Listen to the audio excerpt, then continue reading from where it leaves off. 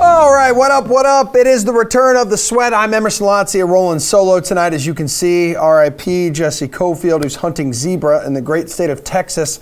That's for this show. We're going to peep some Week 1 NFL salaries, run through some of the biggest storylines right now as well. Little fantasy spin.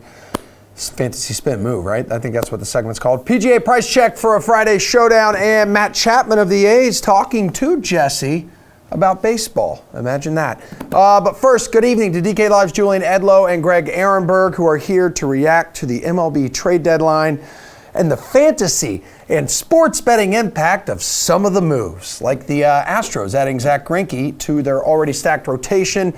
Houston's odds to win the title jumping up to plus 290, but still not as good as the Dodgers at plus 275. Jules, why did this deal not give the Astros the best odds to win it all?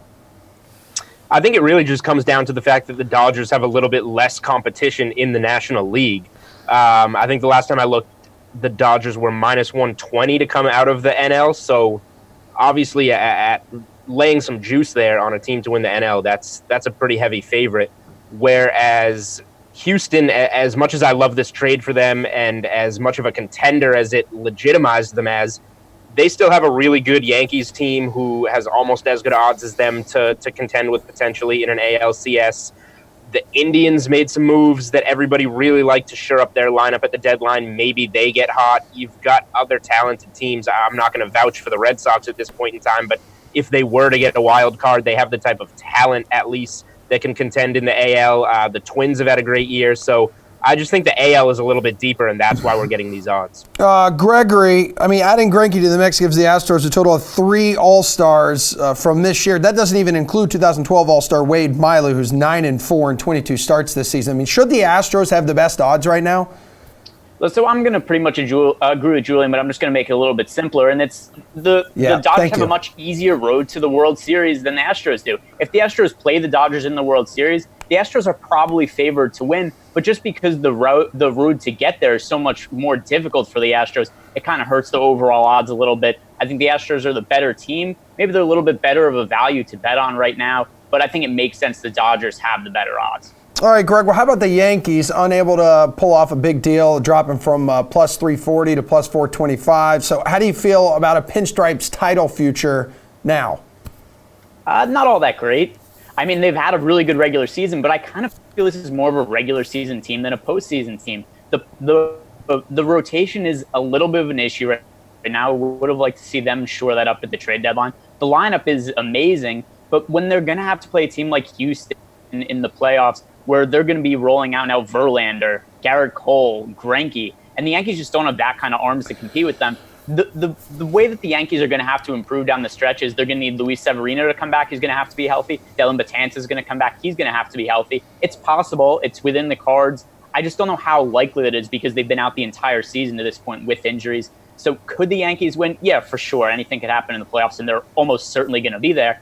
I just don't like their chances of how they stack up against these other teams in the postseason because of the rotation just isn't all that great. Jules, where do you sit on this? Greg mentioned it. The rotation kind of been in a free-for-all since April, but this team, especially in the offensive side, man, still a stinking force here.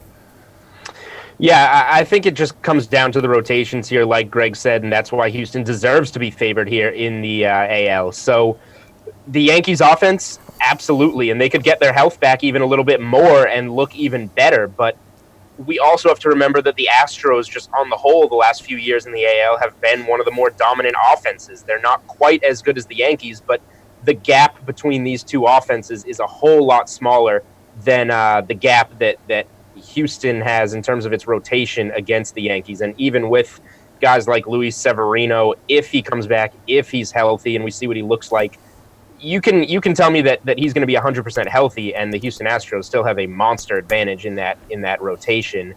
If you look at a 7-game series that goes 7 games, there's potentially only Game 4 that a Verlander, Cole, and Greinke wouldn't be starting, and that would probably be Wade Miley, who's had a really good year starting a Game 4. So just the way this Houston rotation lines up right now just makes it really tough to imagine another team having an edge. And then one quick thing before we move on, even if Severino comes back healthy, how do we even feel good about somebody else on the Yankees not getting hurt at this point? Like, everybody's been hurt throughout the entire season. Like, Stanton's hurt right now.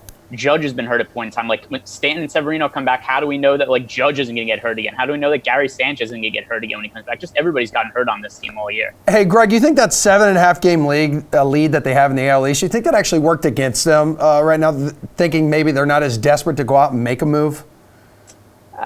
Not really. I mean, maybe there's some logic to it. I think that it's more just that the way the Yankees are being managed now, it's not like the George Steinbrenner days of the past where like we're just going to spend money on everything. And nobody's going to look at the Yankees and just be like, oh, woe is me, they're not spending money, cheap management. It's not quite that, except it's not the same deep pockets they had in previous seasons where Hal Steinbrenner's a little bit more looking to save money and stay under the luxury tax. He's not looking to flip that huge bill. So I don't really think the Yankees were going to be making any really big, substantial moves really at any point in this trade deadline anyway. Okay, Jules, and your Red Sox not doing jack squat either, so sorry about that, partner. No, they did not.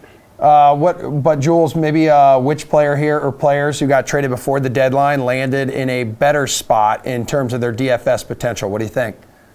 Franmil Reyes, for sure. This guy clubbed 27 home runs as like a platoon player with the Padres, playing in a pitcher's park in San Diego. Him being in the heart of Cleveland's order, I think, for the rest of the season here, he's going to most likely be an everyday DH type of guy who he now finally has a position. His position is no position. This guy hits, and now he's in the AL. He's in a weak division where you have the Tigers, the Royals, the White Sox, teams that have already fallen off the map and have nothing to play for essentially this season. I think Franmil Reyes is going to be, and he's $3,500 tonight, batting sixth. Obviously, he's going against Garrett Cole, so it's not a spot that you want to necessarily roster him right off the bat. But if he's going to be that cheap and be in the middle of this Indians order, I think he has some great upside for the second half of the season. All right, Greg, who just got moved that you're more likely to roster now with the new home? So I think there's a couple of guys I really like. One is Trevor Bauer, just because he's still such a talented pitcher, such high strikeout upside. And he just had such a weird season. Like, he's somebody, I don't usually buy into somebody who just needs a change of scenery, but something was weird going on with him, and the Indians seem pretty keen on moving him. I think now that he's in the National League, he's going to get to face a pitcher instead of a DH. It's a little bit of a hitter's part in Cincinnati, but still, I think he just needed a change, and I think pitching in the NL should do good for him. There's so much upside in him with all the strikeouts. He just needs to be a little bit more consistent.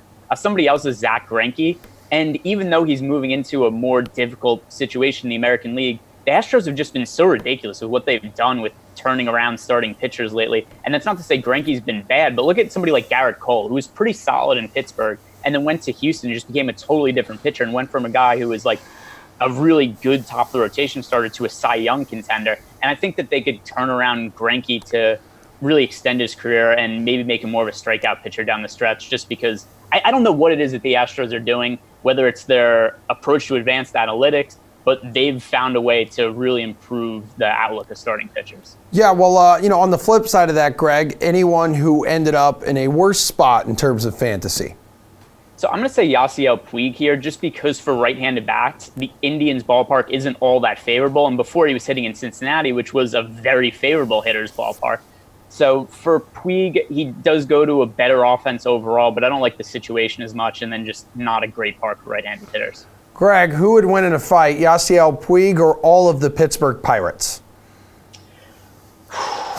I'm going to say Puig. Yeah, me too. There's so much of a hesitation factor. Like, he's almost like that cartoon character where people just kind of look at him like he flexes and people just start falling over. Well, dude, he's got the huge arms. There's this picture of him. I don't know if we could I don't know what kind of a crack production staff we have here. No, we're a little short staffed today. Okay. But there was the red. Well, they are good enough that to throw him over the fail sign. But there was like a week or two ago where the Reds were playing with these alternate jerseys that were. He's massive. Yeah, it was ridiculous. He looked like it was like Emerson after leg day. Yeah, that's true. And we haven't even worked out together. You must have heard the rumors going around. Jules, real quick before we wrap up this block, anyone in worse shape in terms of fantasy after getting moved? Well, I want to see a Yasiel Puig, Emerson Lotzia fight for starters. Forget I would the Pittsburgh destroy Pirates, him. But I guess I half agree, half disagree with Greg. I agree on Puig. I don't necessarily love the spot for him for all the reasons Greg said. And I disagree a little bit on Greinke. I know that Houston does turn pitchers around. They do a good job of it. But Greinke is a different dude. This is a midseason trade. Greinke has like anxiety problems. He has a lot of different frustration problems being in different situations, and now he has a lot of pressure on him in an AL team that is supposed to win the on an AL team that's supposed to win the World Series, that is going to face some really good bats. I think there could be a little bit of room of regression for him here, at least before we see him, take a leap forward of any kind. Yeah, that sounds good, gentlemen. Appreciate it. More baseball coming up when we lend a hand, when you guys lend a hand. Sign off. Yeah, right. Fantastic. Let He's me finish. about fighting Yasiel Puig. Stop it. Let me finish reading the prompter, please. This is very difficult right now. All right, we're going to lend a hand with tonight's Steers contest coming up. But first, let's put a fantasy spin on some of the NFL's top storylines. Break. Don't get thrown off by the superstar names. Let the numbers lead you to the money. Enter the free Hotwire Blind Fantasy Baseball Draft on DraftKings. Create a lineup for the week to take a swing at $5,000 in weekly prizes. In the Hotwire Effect series on DraftKings, you pick your team based off of the player's stats rather than the famous name. We're hiding players' names so you don't strike out by going with a star. Once you lock your lineup, the player's name will be revealed. It's a new way to draft and a better way to travel. That's why Hotwire lets you book hotels based on what's most important, their stats. Pick your hotel using everything from the neighborhood to the amenities to the customer ratings. You won't know the name of the hotel until after you book, helping you score a 4-star hotel at a 2-star price. Play free every week for your shot at $20,000 in total prizes. So, if you think you can win the numbers game, play the Hotwire Effect series only on DraftKings. Good to see you, Jesse. Well, the good news is the NFL season is inching closer. The bad news is we have to watch worthless preseason games until then. First one arrives tonight with the Hall of Fame game. These guys are juiced up for it, but let's go ahead. Yeah, let's put a fantasy spin on things you actually care about right now. Jeff Warwick, Gary and Thorne, good to have you both here, both hailing from DK Live. So the Saints and Michael Thomas here reaching a $100 million deal. Dude breaks the bank. 61 of that is guaranteed. Where should Thomas go in season-long drafts? Jeff, you start us off. Yeah, I mean, you can pretty much slot him back to his normal slot, which is anywhere between, in my estimation, like the 4 and the 6, or the 3 and the 6 spot, I guess.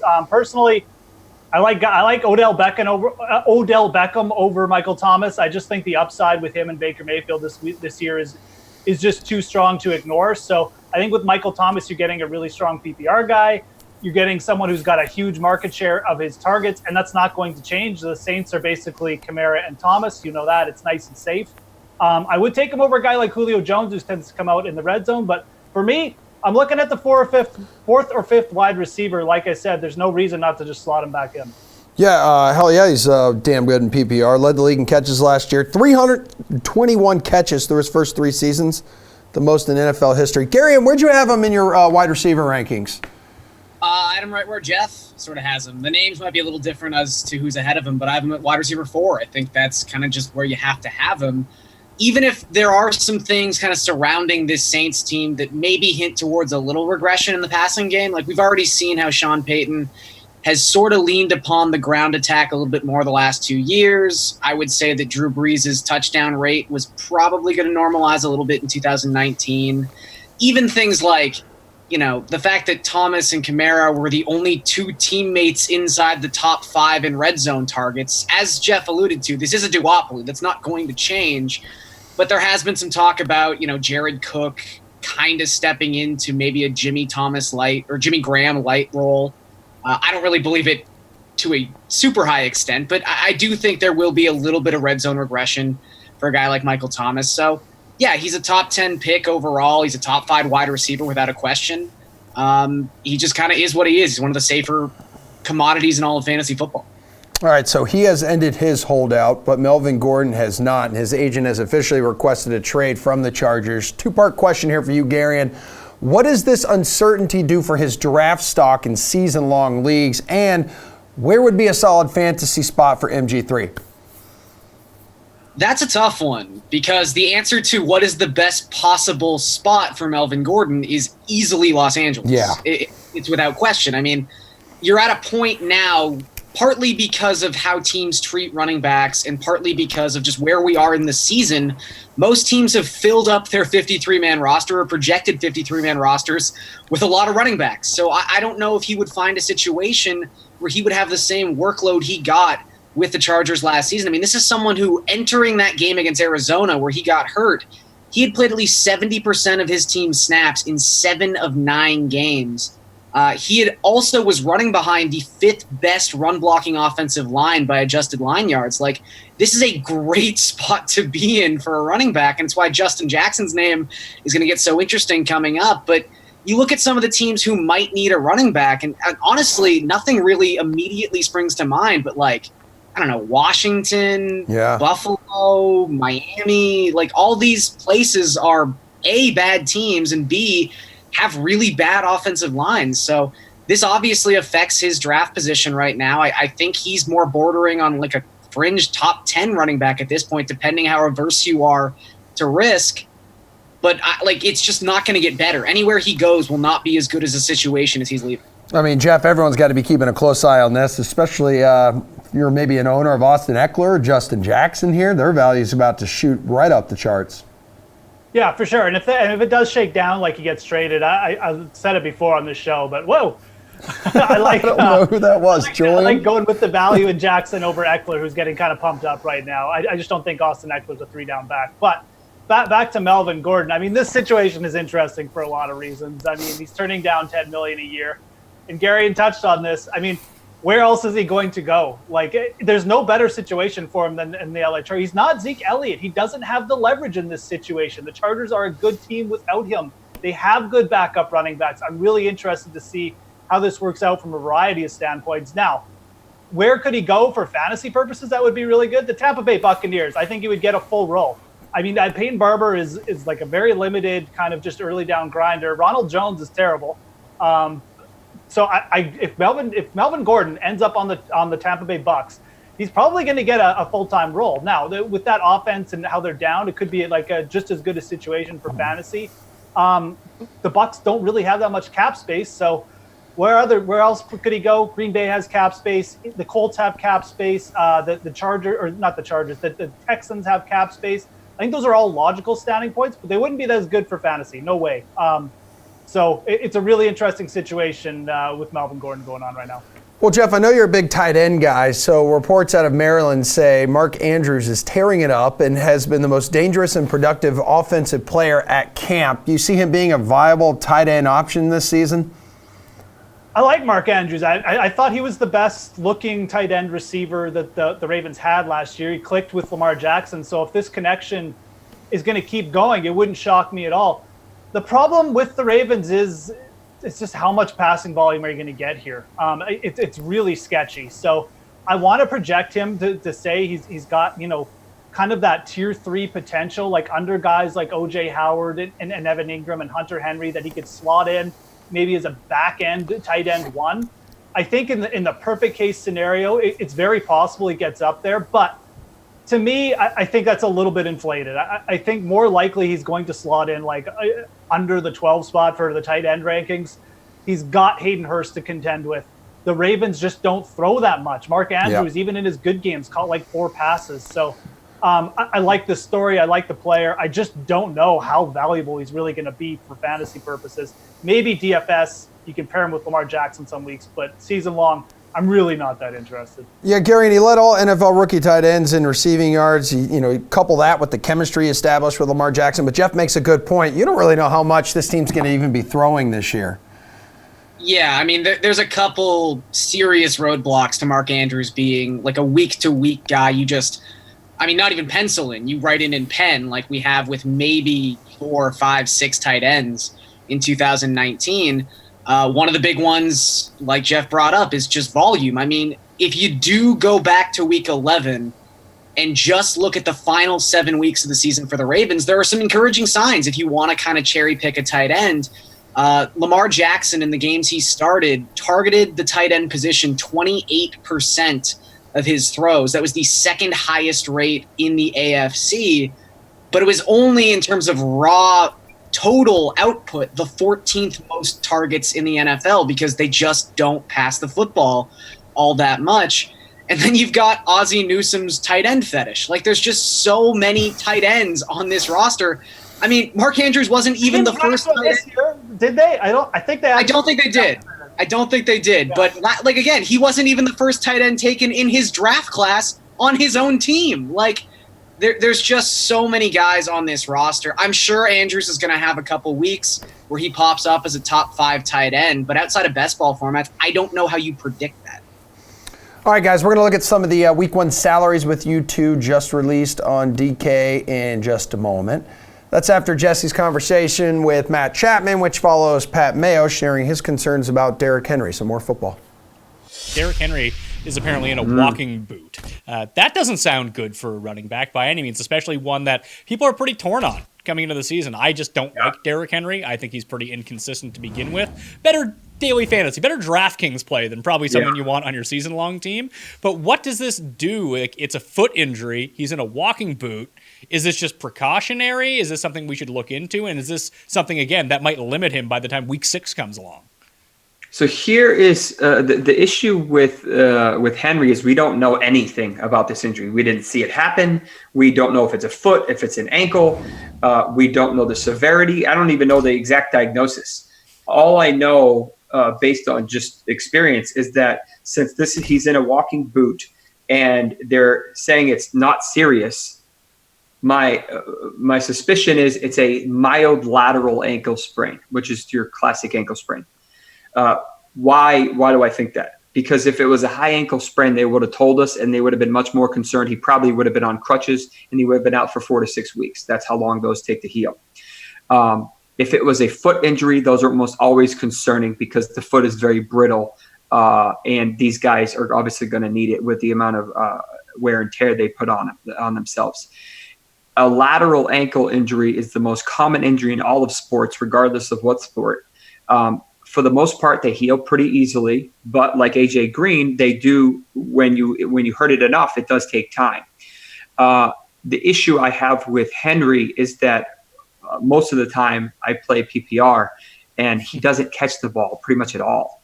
So if he can go into beast mode like he did at the end of the year, then that's a great pick. But if he's inconsistent, like you said, is he going to end up as a running back 3, or is he end of running back 1 if he can go bananas like he did at the end of the year? So his inconsistency gives me pause. So, I mean, the inconsistency could be one thing, but is there a chance that he could re-aggravate let's say it's not an ankle, let's say it's some problem with the foot itself, like the foot would be far more concerning than an ankle, correct? Correct, yeah. So, I mean, if we have a better diagnosis, I will be able to give everyone a better explanation or expectations of what he's dealing with. But right now, like, your guess is as good as mine. I don't know exactly what he's dealing with. I know he has a boot on his foot, and that's really all we know. So if he goes back in a week or 2 and looks normal, then we kind of forget about this. If they're still holding him out in a week or 2, the media is going to start pressing, and we may find out more information. Welcome back to The Sweat, where we have a very special guest joining us, Matt Chapman of the A's. Matt, thanks for taking the time. Yeah, thanks for having me. Okay, so the A's right in the thick of the wild card race. How much of an advantage is it that you guys went through this very same thing last year? I definitely think it's an advantage, especially considering how young a lot of the players on our team are. I know last year it was like me and Olsen's first full season, and a lot of the other guys. So to have the core group of young guys be able to go through what we did last year, obviously a lot of help from the veterans, Chris Davis, Fires, a lot of guys. But to be able to go through that and do what we did last year and then kind of be in the same position, it just gives us the confidence that, we don't have to panic and we know what we need to do to get to the postseason. So you've hit 23 home runs this year, already just 1 shy of your career high. What's been behind your uptick in power this season?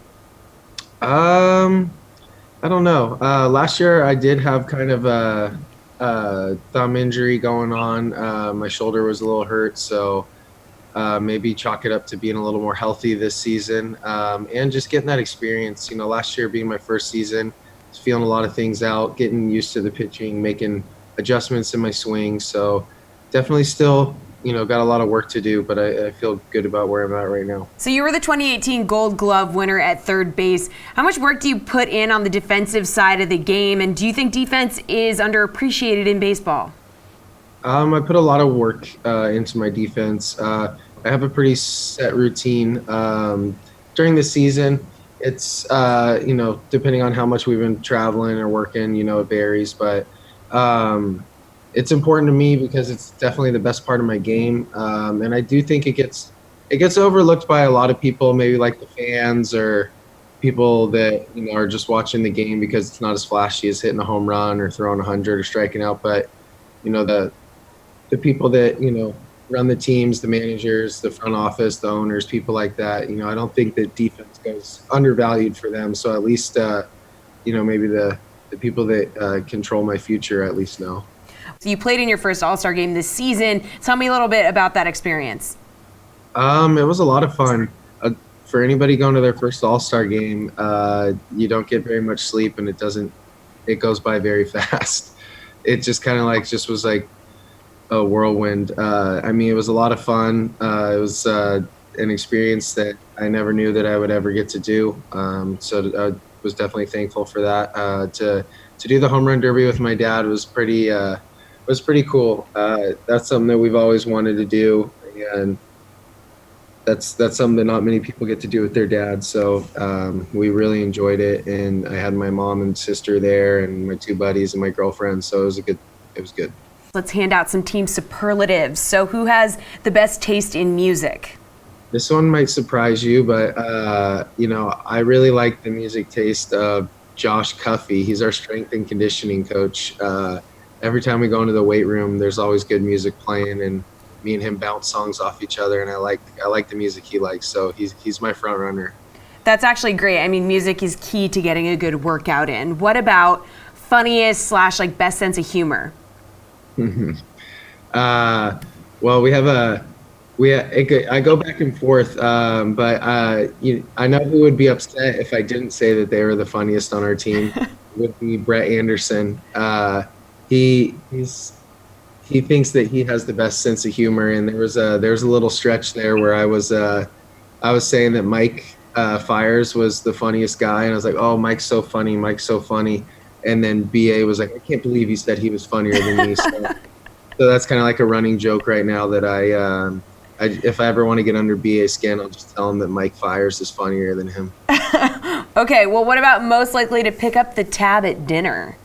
I'm going to go with Marco Estrada. Every time I've been out with him, he seems to pick up the tab, and he likes to take care of the young guys. So that's much appreciated. Pretty cool. All right, what about every clubhouse has one worst dresser? Worst dresser.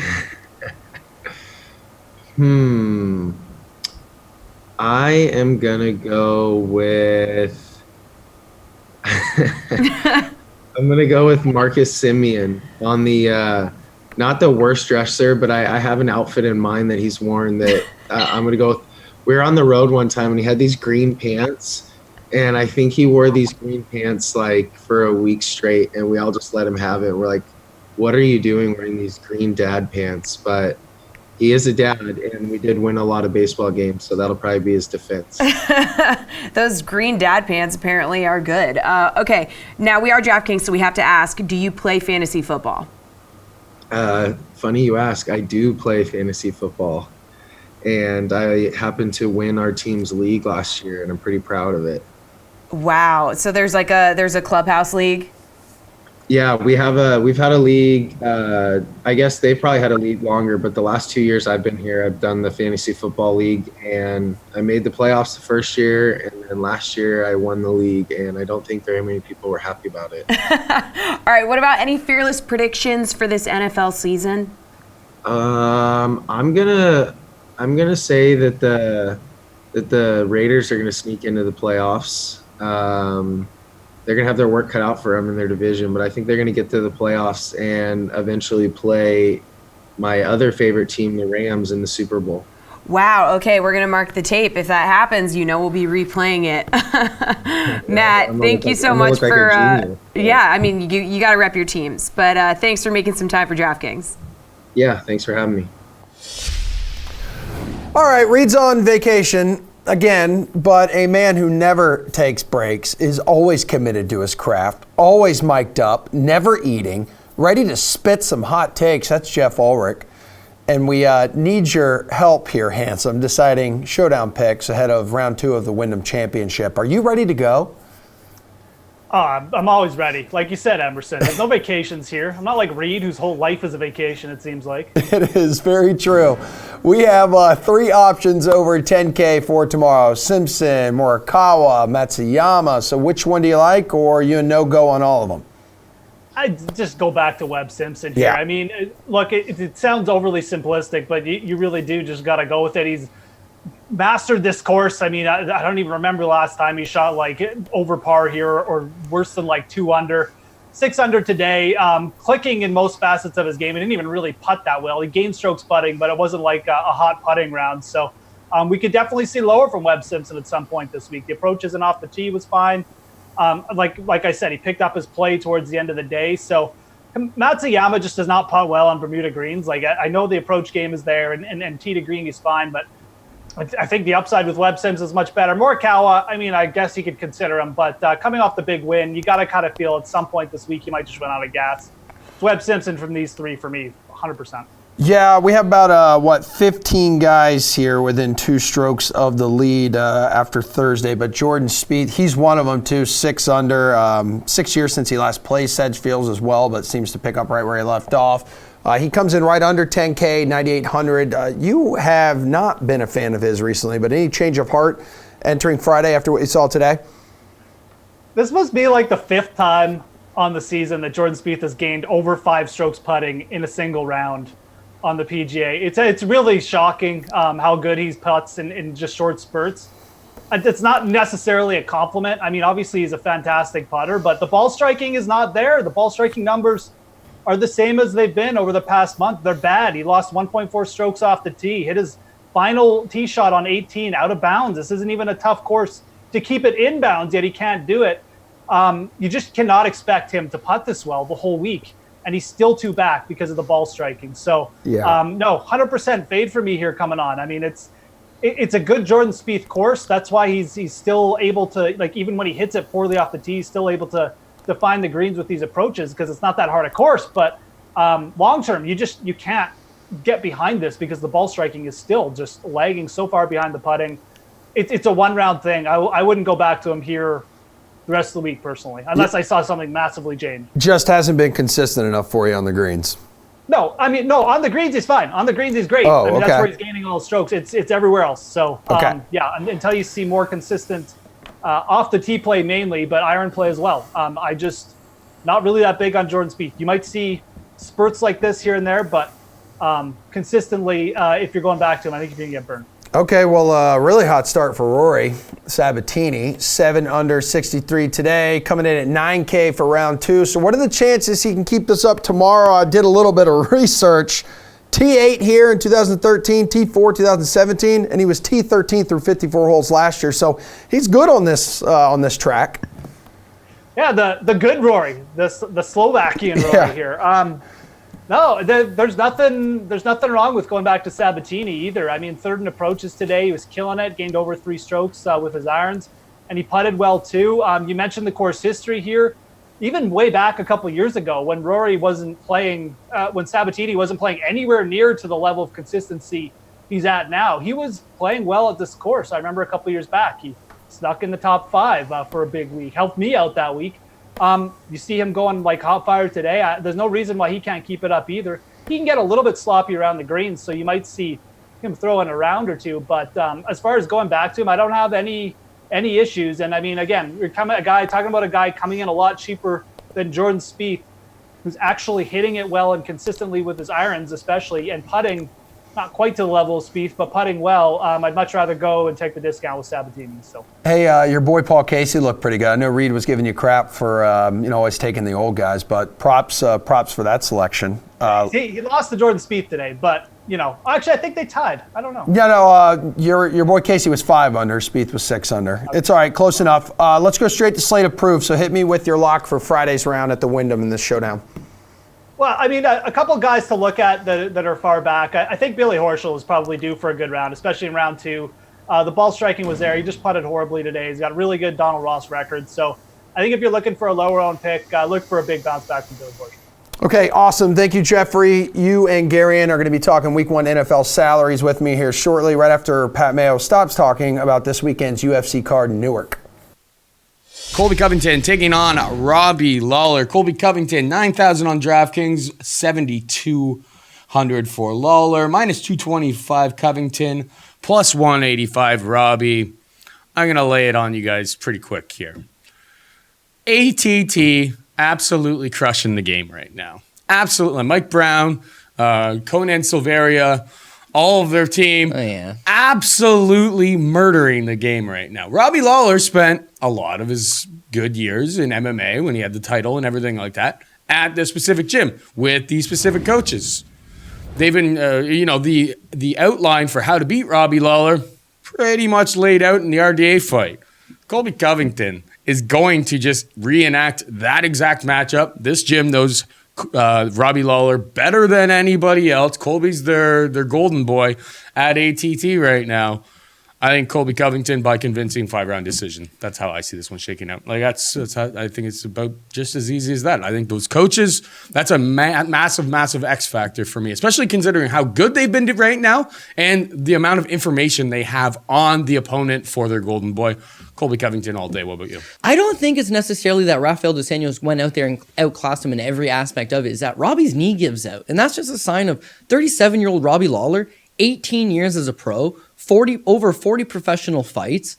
He's getting long in the tooth, whereas Colby Covington's all pace all the time on him. They used to be training partners. They used to be sparring partners. He helped him get ready for the Johnny Hendricks fight. And the Johnny Hendricks fight was a fight that Robbie Lawler gave up takedowns in. Robbie Lawler, everybody always talks about how great his takedown defense is and how, you know what, that's the great thing about him. He's a banger, he's a striker, he's got a great chin, but he can stuff the takedown against these wrestlers, keep it standing, and beat them up. But it's interesting to note that eventually he did get taken down by Ben Askren. He got taken down twice against Rafael dos Anjos. He got taken down by Donald Cerrone. He got taken down 5 times by Hendricks the second time. He was taken down by Matt Brown. He was taken down by Jake Ellenberger. Taken down by Hendricks the first time. 4 times by Rory McDonald. 2 times against Josh Koscheck. He even got taken down against Lorenz Larkin back in the day.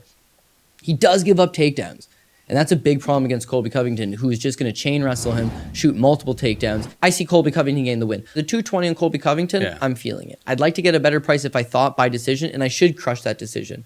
But for whatever reason, gut feeling, I think I'm just going to take the 220 on Colby Covington. Yeah. The DraftKings pricing, again, we talk about these guys that have the capability of potentially smashing DraftKings pricing, and that's exactly what he is. He can just absolutely go off on his slate, if he gets multiple takedowns. Because Robbie's got good takedown defense. If he can get he can get like 8, 9, 10 takedowns in this freaking fight, man. And you know he's going to attempt 20 takedowns in this. If he goes 50% on his takedowns, you know he's going to get a bunch of them. And on top of that, it's not that his significant strikes have any type of like meaningful impact. It's the fact that he seemingly just keeps throwing them and throwing them and throwing them.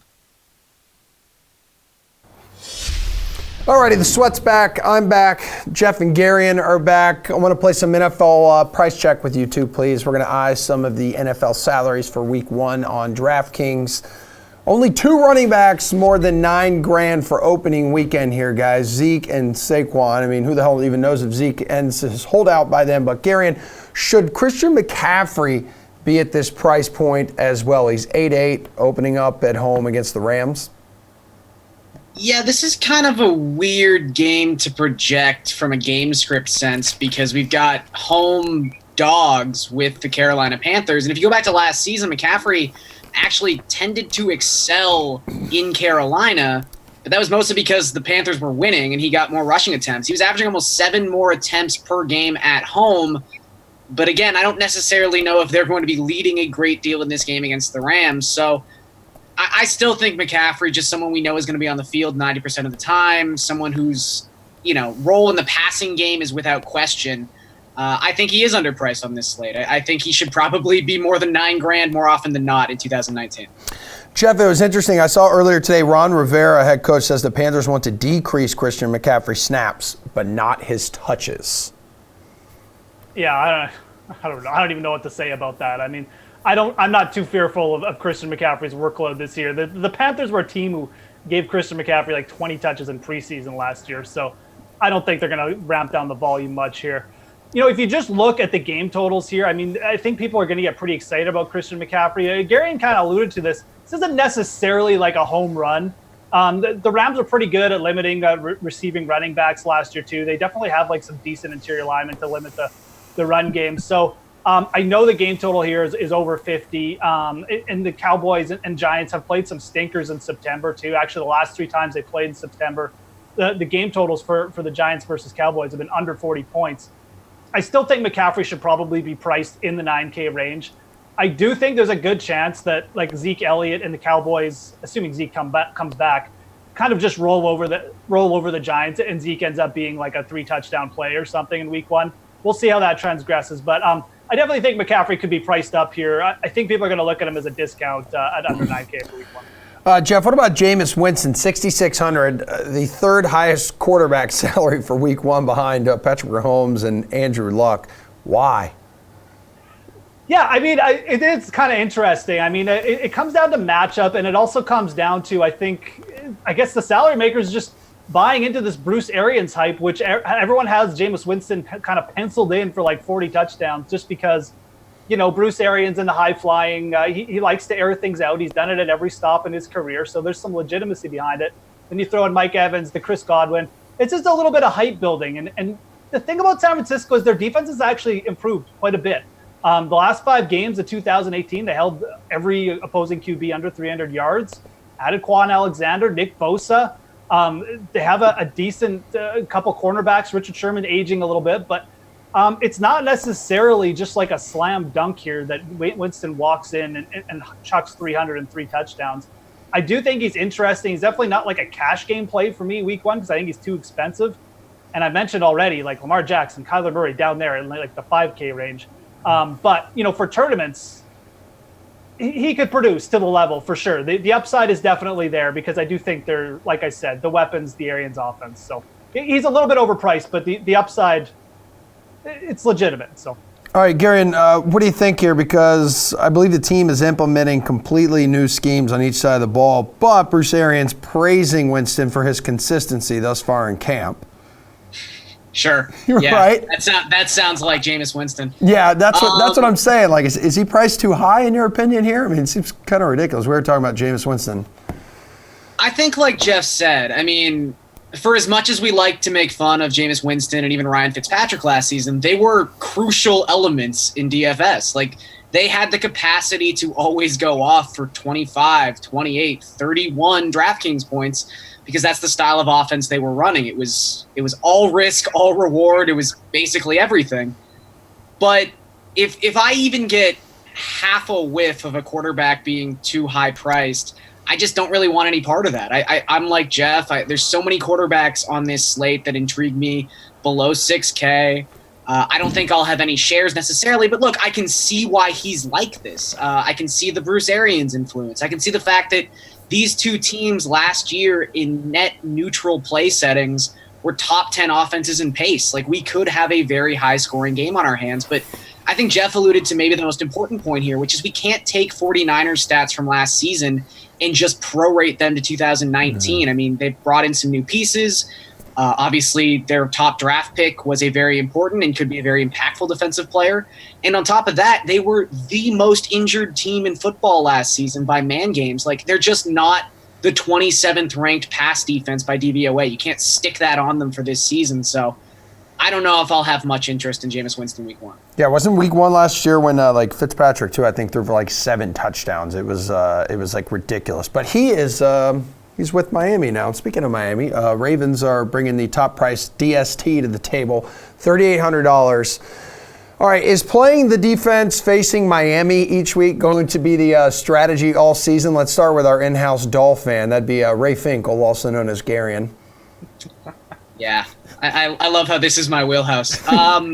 Yeah, look, it's not a terrible way to go about it. Like, when you talk about defenses you want to target on a weekly basis, you're looking at offenses who, 1, turn the ball over a lot, and 2, give up a ton of sacks, because those are really the only 2 things you can kind of get some sense on a week-to-week basis with something as really capricious as defense. But the Dolphins were the worst team in the AFC by adjusted sack rate last season, and they lost their right tackle, Jawan James, who was arguably the best offensive lineman they had. So that doesn't seem to be getting any better. Ryan Fitzpatrick, again, he could throw for 3 touchdowns in this game because he's Ryan Fitzpatrick, but he might do that while also throwing for 4 interceptions. And you're giving me the choice of a defense that is going to allow 6 points or a defense that is going to force turnovers. You always want the defense that is forcing turnovers. So I think this is a perfectly fine play. And it could be even worse if you have Rosen under center, right? Yes, 100 times yes. Sorry, man. Jeff, what do you think? You're gonna be starting the defense against the Dolphins every week? I mean, well, let's talk about it from 2 perspectives. The first is it could be the strategy to just start defenses against Miami. I mean, Fitzpatrick is, as much as he can be explosive, he can be on the other side too. I mean, a 3 or 4 turnover game is not out of his realm. It's right in his wheelhouse, actually. So it's not really ever a bad play to start a defense against Ryan Fitzpatrick for that reason. Ravens are obviously like an above average defense. The thing is, from a DFS perspective, we really don't know yet how bad the Dolphins are going to be. I would take a little bit of time and look at how they're going to operate under Brian Flores in preseason. And then the other factor is, I never play the top-ranked defense unless I'm absolutely in love with the spot to the fact where I can't see anything less than like 16 fantasy points getting produced for me, an upside in the 20-point range. It's probably pretty close to being that with the Ravens here, but again, we haven't seen preseason. I'm always of the opinion you should be looking for the value in defense, and Ravens at 3,800 isn't value. I don't know if it's quite a good enough spot to make me want to pay on this. All right, boys, appreciate it. Go enjoy your night. T's and P's for you, Garion. But a friendly reminder to all of you watching, on Monday night, 6 o'clock, we're going to be airing our DraftKings salary special. It's a position-by-position breakdown of Week 1 DK salaries. We got all your NFL analysts here joining us from DraftKings, including tons of knowledge being dropped by Adam Levitan, Pat Mayo as well. That's, again, Monday night, live, 6 o'clock, taking all your questions on Facebook, Twitter, and YouTube, trying to make it real interactive, be young, hip, and cool. I'm sure Andrew Luck will be talked about. He's dealing with an injury right now, but turns out he's still one of Mike Francesa's favorites. So there's plenty going on in the NFL, Mike, with training camps in full swing. Andrew Luck, we talk about him all the time. You're a big supporter of this guy. He's shut down. My favorite player. Yeah, well, so he's your guy. So let's talk about him. He shut down the next couple of practices, maybe even longer, because of the left calf strain that has really lingered since late April. There's no fear of surgery, so Colts fans, if you're watching, you can breathe a sigh of relief. But the QB did admit that he's frustrated. However, the Achilles tendon, it's not at any extra risk. So just looking at all of that, are you concerned? Yes, enormously. And let me tell you this. I am very close to an orthopedic surgeon. He's like a brother to me, Dr. Steve O'Brien from Special Surgery, who has been close to me since high school. And I have a very close guy, too, Rob Panarello, who's one of the top rehab conditioning guys and is known throughout the entire NFL and is one of the top rehab conditioning guys in the business, in the entire country. Both of them have stressed to me through the years how tough it is to heal a calf injury. It is a scary injury. It is one that people act like it's not a big deal. It is an enormous deal. And when a player gets a calf muscle, lay him up an extra couple of weeks because it is impossible to get that strain out. It is one of the hardest things to do in sports, to heal that or an oblique. So when it's a calf, to me, a red light goes on. They do not heal. So I'd be very leery with someone that valuable. If I'm the Colts, I put him on the shelf to the week before. First of all, he's brilliant, as you know. Secondly, he doesn't need any reps with the team. We all know that.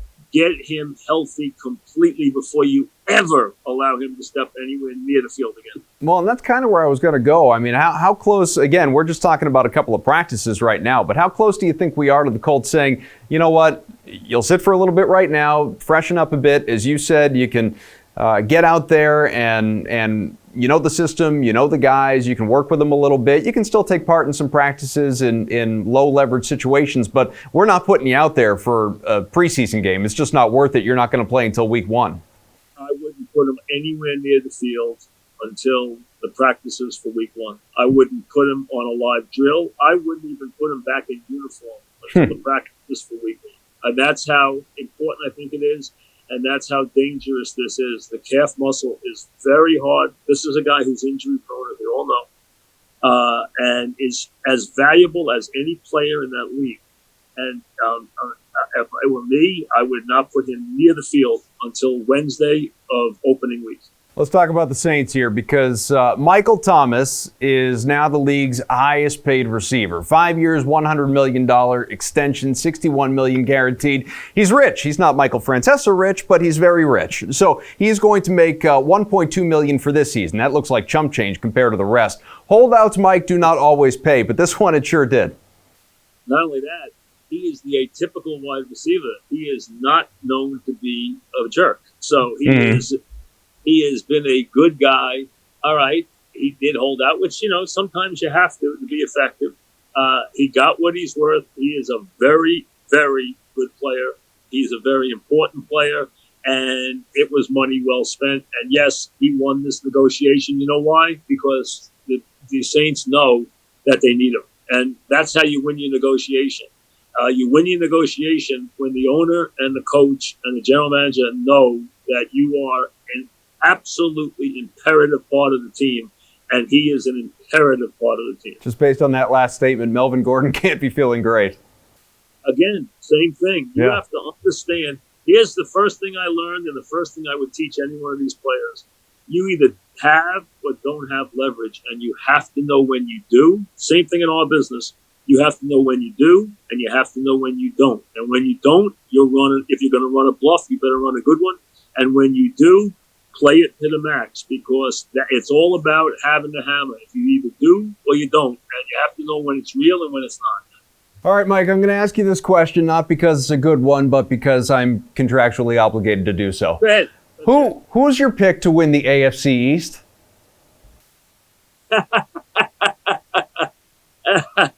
I wish that I could pick somebody else. I wish. It won't be close. I'll tell you this. The Patriots are minus 625 on the DK Sportsbook. The Jets are next at plus 700. So even from a betting standpoint. I think the Jets will finish second. And how unbelievable it is that Fitzpatrick has a clear lead to be the Dolphins starting quarterback. A clear lead. Now, either that was a message being sent very early to Josh Rosen, or how did he get a clear lead when we hadn't even had a couple of practices yet? Right. And he's already got a clear lead, and the coach says, well, he has shown tremendous leadership in meetings. Oh, really? That's how he got a clear lead in meetings? Well, maybe he's really well read. He went to Harvard. He's got a great understanding of everything. Maybe Josh Rosen's a dope. I like Fitz a lot.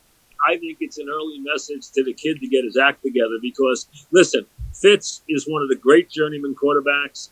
He is a guy that you would root for, and I've rooted for forever. I love him personally. He's an old Mike and the Mad Dog favorite going way back. I love him. He went to the Mike and the Mad Dog reunion and never moved. Sat there the entire night. Never moved the button. We love him. But you know what? I'm shocked that he's got another starting job. It's about his 18th. Oh, I'm not shocked at all. The guy's played for what, 5, 6, 7 teams. He always finds a way into that starting role. Always. I would have thought Josh Rosen was a lock to start this year. Even if he was a lock to start week 1, Fitzpatrick was still going to get his chance because he always does. He does. It's amazing what he's done. It's the career he's had is one of the great careers. And if he plays, he'll have a game where he'll throw 4 touchdowns at the end of the season, and then he'll have a game where he throws 5 interceptions. Yeah, it's either the Fitzpatrick, Fitzmagic, or the Fitztragic. You never know what you're going to get.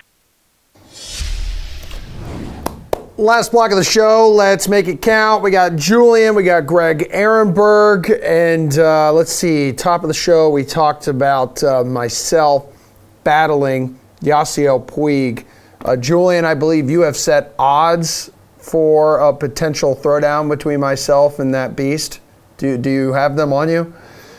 Emerson Lotzia plus $1 million, and I'll fade that and take Puig. Okay. Wait, can we handicap it though? Can we give him like a weapon or something? Can he take a baseball bat with him? Maybe a helmet or hockey gear? I would still get smoked. But I have done. It's very unlike you to admit defeat. Yeah, he hits him with a baseball bat, it ricochets back and hits him in the face. That's how I envision the battle beginning. I have taken a few boxing classes, so watch out there, Yasiel. Okay, it's Tears of Joy, guys. Looking at tonight's MLB Tears contest. Half of Tier 1 consists of Red Sox players. You like that Boston flavor or going somewhere else, Greg? Yeah, I'm going to go with Boston. I think of the Red Sox guys, the top bat is Mookie Betts. A little bit of a slow start to the season for him, but he's been much better as of late. 174 WRC plus in July. And I kind of think it's a thing as the Red Sox season has become more of a do-or-die type situation. His game is finally picking up. He's back to being at the MVP type level he was last year. Okay, Jules, where are you going here? Yeah, I'm actually going to take Ronald Acuna. He's been really good lately leading off for the Braves. He's going against Anthony DeSclafani, who has been worse on the road for the Reds. The Reds bullpen, which ranked, top 3 in baseball for a while, has been a bottom 3 bullpen in baseball since the All-Star break. So I just think that he's going to have good hitting opportunities throughout this game. And Atlanta, the 4th best offense in terms of runs per game at home. So I'd be really surprised if there isn't some good opportunity for him in that game. All right, Julian, dropping down to Tier 4. Take your pick, please. Yeah, so for Tier 4, I was tempted in Tier 1 to target against Danny Salazar, who has not pitched or started in a Major League game in almost 2 years. This is the spot where I want to do so with Michael Brantley in that opposite hand matchup batting third here. I just think there's no way we can trust Salazar in this position, and I want to get some exposure to the Houston bats here. So if I'm not going to do that in the higher tiers, I'm going to do that down here in Tier 4. With a really good spot for Brantley just in terms of his spot in the order and being a lefty bat here.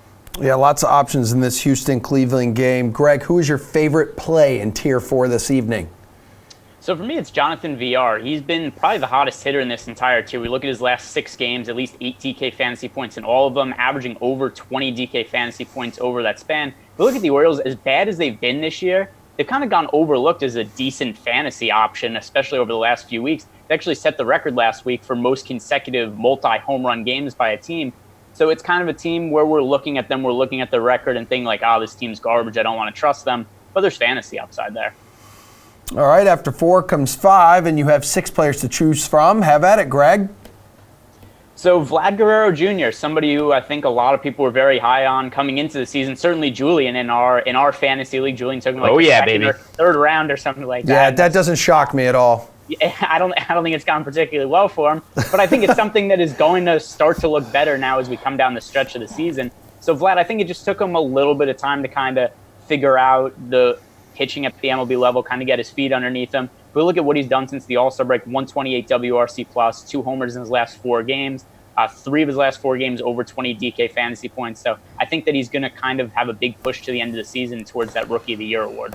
Julian, I don't know what it is, but you just reek of Paul Goldschmidt right now. You have good sense of smell, Emerson. Yep. First of all, Vlad Guerrero Jr., he was probably my second guy in this tier. He was also in my fantasy lineup the last time I checked my team in May. So with him raking, I've got to be climbing up the standings right now. Just set on autopilot for the last 3 months. I'm sure everything's taken care of itself, Greg. But yeah, Paul Goldschmidt here. 7 homers in his last 9 games. Dude's been raking. He's hit John Lester well in the past in a limited sample size, but give me the opposite hand bat here at home, batting cleanup for the Cardinals. Really good spot, and he's been hot lately, just like Vladdy. All right, Jules, to the tier of the working man, Tier 6. Please pick one and explain why. Tier 6 is the tier of the working man, and I'm going to go with Cavan Biggio here and kind of go with Greg's Blue Jays trend here. I kind of like, if you do want to stack the Blue Jays a little bit here in tiers, I don't mind that idea. Ever since Toronto started calling up these prospects, they've been playing a lot better, particularly on the offensive side. And Biggio is a guy high in the order, lefty going up against a right-handed starter for Baltimore. Baltimore still one of the worst bullpens in baseball consistently. This kid's shown a high ceiling. He has 25 plus DK points in 2 of his last 6 games, 18 against Kansas City in his last game. I like the spot for Biggio. Gregory. Well, first, Julian, 36 games behind me in the standings of our baseball league. Thank you. Thank you for clearing that up. I haven't checked in 132 days or 136 days, whatever Shut up, Julian. Let him answer. Your team sucked from the get-go. So Chris Bryant, I think, is just the best player by a pretty wide margin this year. He's averaging almost 1 full DK fantasy point per game over anybody else in this tier. And the other thing, too, with the Cubs going forward, they've got Nick Castellanos in that lineup now, gives them another potent bat. I think it's going to really help everybody's production from top to bottom in that lineup.